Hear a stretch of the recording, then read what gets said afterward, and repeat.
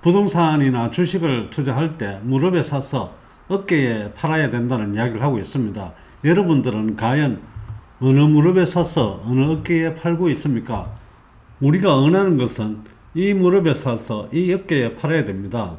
하지만 분석을 잘못하게 되면 이 무릎에 사서 이 어깨에 팔게 됩니다. 그나마 이런 경우에는 다행이라고 할 수 있겠죠. 하지만 이 무릎에 사서 이 어깨에 파는 경우에는 엄청난 손해를 볼 수밖에 없습니다. 코로나 시점에 가격이 굉장히 많이 올라갔던 적이 있었습니다.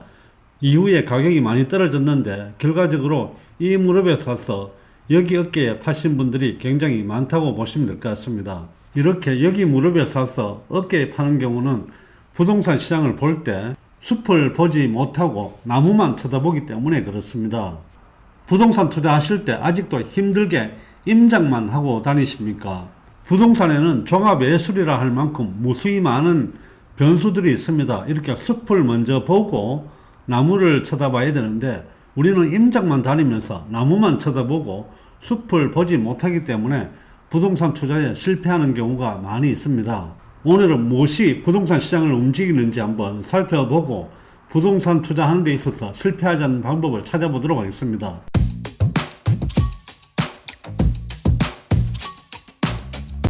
대구는 요즘 길을 다니다 보면 임대가 붙어있는 상가나 사무실이 엄청나게 많이 있습니다. 그만큼 경기가 좋지 않다는 이야기를 많이 하게 되는데 우리가 부동산을 볼 때 살펴봐야 될 부분들이 이런 내용입니다. 전체 숲을 보게 되면 왜 임대가 많이 나오는지 알 수가 있는데 그 임장만 다니면서 그 지역만 살피게 되면 아주 좋은 위치인데도 불구하고 임대가 왜 나왔지라는 의문을 가질 수밖에 없습니다. 요즘은 쇼핑 문화도 많이 바뀌었습니다. 오프라인에서 구매를 하던 것이 온라인으로 굉장히 많이 넘어갔습니다. 대형 쇼핑몰인 홈플러스도 굉장히 위험한 상황입니다.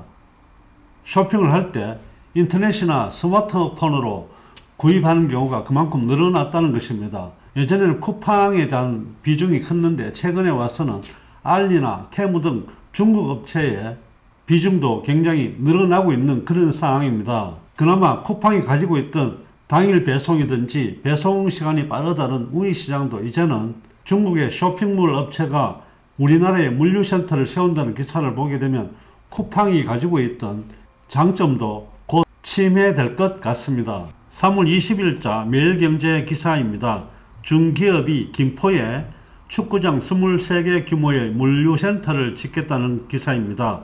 테무가 지금 현재 물류센터를 지어서 많이 구매하는 물건들은 배송을 빨리 해주겠다라는 그런 기사 내용이라고 보시면 될 것 같습니다. 이처럼 부동산 시장은 전체적인 흐름 속에서 많이 바뀌고 있습니다.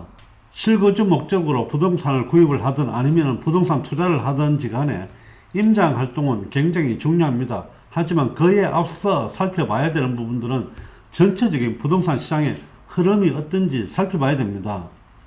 예를 든다면 똑같은 위치에 있는 아파트가 부동산 시장의 규제나 여러가지 정책들 때문에 하락하는 경우가 있습니다. 위치는 달라진 게 없는데 부동산 가격이 떨어지는 원인이 있습니다. 그리고 위치는 똑같이 있는데 부동산 가격이 가파르게 상승하는 경우도 있습니다. 이런 부분들은 전체적인 경제적인 흐름의 영향을 많이 받을 수밖에 없다, 이렇게 보시면 될 것 같습니다. 부동산 시장을 움직이는 요인들은 굉장히 많습니다. 가장 크게는 거시경제라고 할 수가 있겠습니다.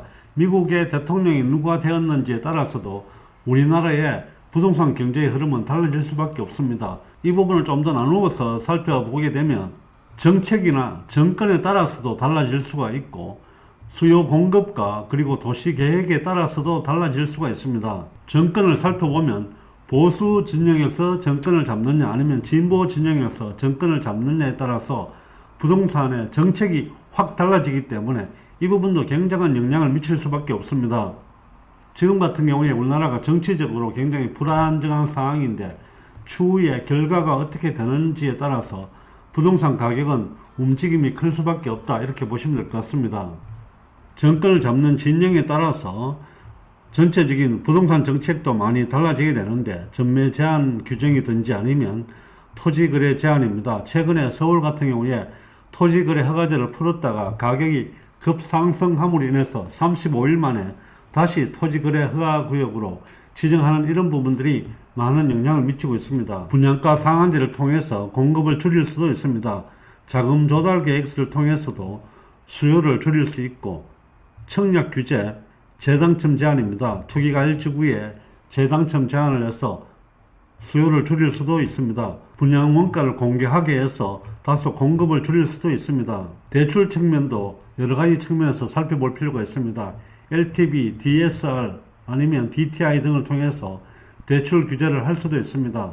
세금 부분도 빼놓을 수 없겠죠. 취득세 중과 아니면 양도소득세 중과 등이 시장의 기존 주택의 수요 공급을 줄일 수밖에 없습니다. 지금 현재 다주택자의 취득세 중과로 인해 가지고 수요를 잡아놓고 있는 상황입니다. 대구 같은 경우에 미분양이 많은 상황이니까 지방 같은 경우에는 취득세 중과를 없애야 되겠다라는 그런 이야기도 최근에 나오고 있는 그런 상황입니다. 양도소득세 같은 경우에도 양도소득세를 중과하느냐 안 하느냐에 따라서 시장의 공급 물량을 조정할 수가 있습니다. 보유세, 종합부동산세나 재산세 등을 어떻게 적용하는지에 따라서도 시장의 공급과 수요를 조정할 수가 있습니다.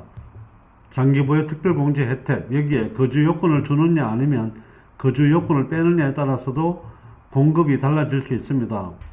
우리가 공급을 이야기할 때 분양주택만 공급은 아닙니다. 기존에 있는 주택이 시장에 나오는 것도 공급이 될 수 있다, 이렇게 보시면 될 것 같습니다. 비과세 혜택을 주는 부분, 공시가격, 임대소득세 등도 우리가 살펴봐야 할 부동산 정책 중에 중요한 부분이라고 볼 수 있습니다. 우리가 시장에 나오는 물건들은 기존에 있던 구축 물량과 새롭게 분양을 하는 분양 물량으로 해서 나눠 볼 수가 있습니다.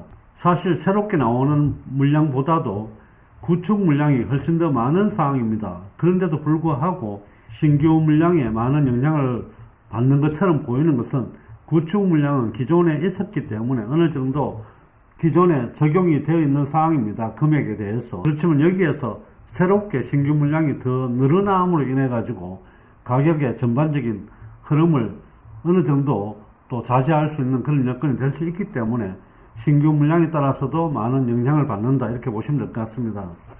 분양 물량 쪽에서 살펴보시게 되면 신규 택지를 지정을 한다든지 해서 신도시 개발 발표가 난다든지 이런 부분들도 굉장히 많은 영향을 주게 됩니다.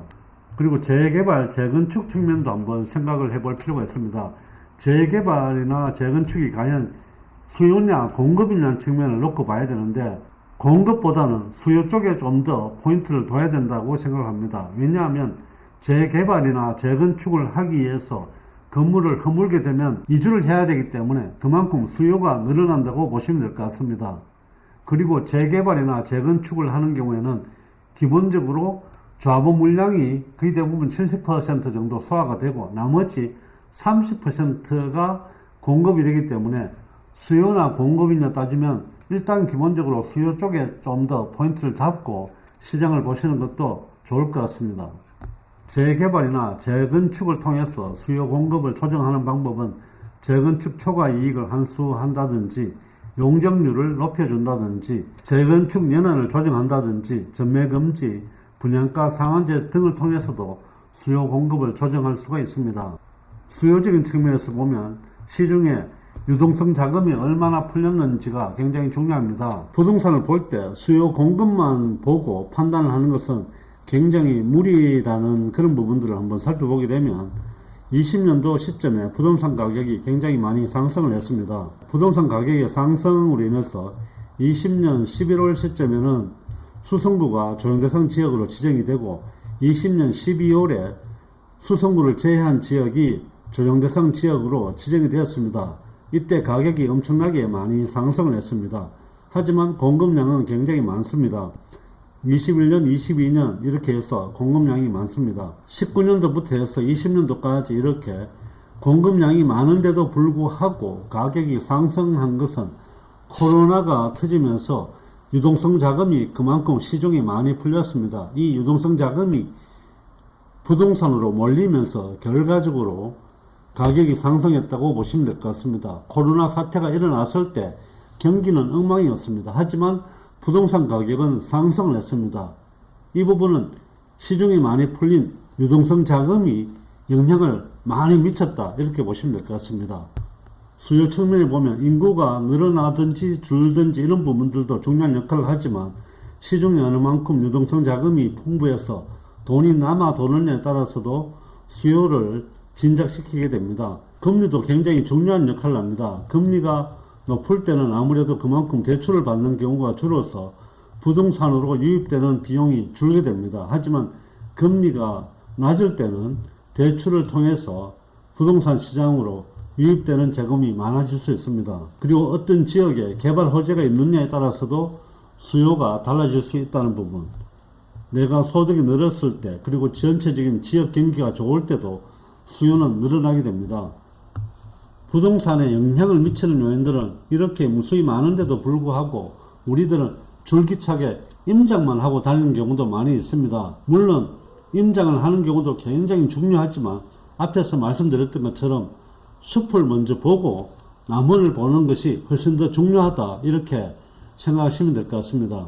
오늘은 부동산을 투자할 때 임장만 보지 말고 전체적인 숲을 보자는 내용으로 영상을 올렸습니다. 오늘의 영상이 시청자 여러분들께 도움이 되셨기를 바라며 좋아요와 구독도 꼭 눌러주시기 바랍니다. 감사합니다.